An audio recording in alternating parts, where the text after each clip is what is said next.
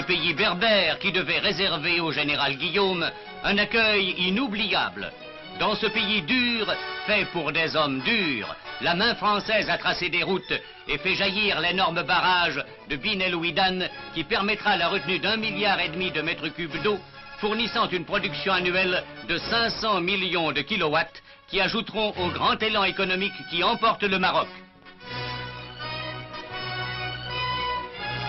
Le général Guillaume, après avoir constaté les progrès de ces énormes travaux entrepris au cœur de la montagne, devait s'arrêter presque à chaque village. C'est que ce pays et les hommes de ce pays, le résident les connaît bien. C'est dans cette région que de 40 à 42, il entraîna les tabords clandestins qu'il devait plus tard conduire au combat et finalement à la victoire sur les routes de Tunisie, d'Italie, de France et d'Allemagne.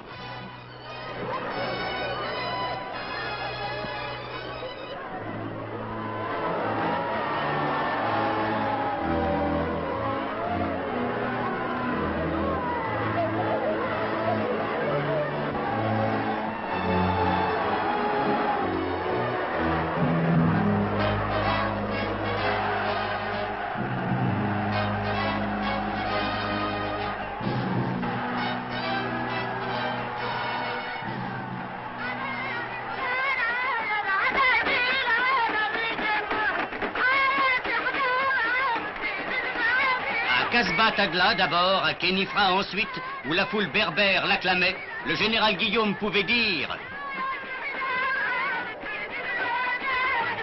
Pendant plus de 20 années, nous avons lutté contre la dissidence berbère qui, au cours des siècles, avait condamné le Maroc à l'isolement, à la faiblesse, à l'anarchie.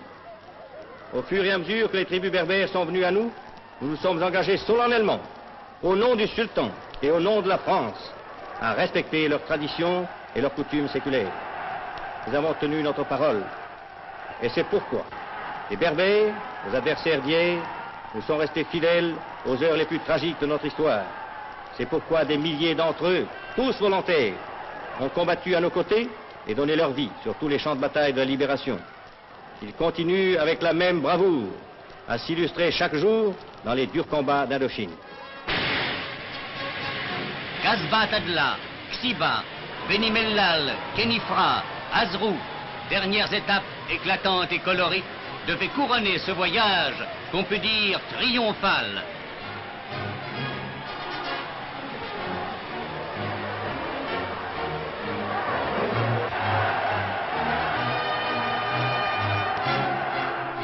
Sa halte à Khénifra lui permettait de s'incliner devant la tombe du général de Loustal, son ancien chef.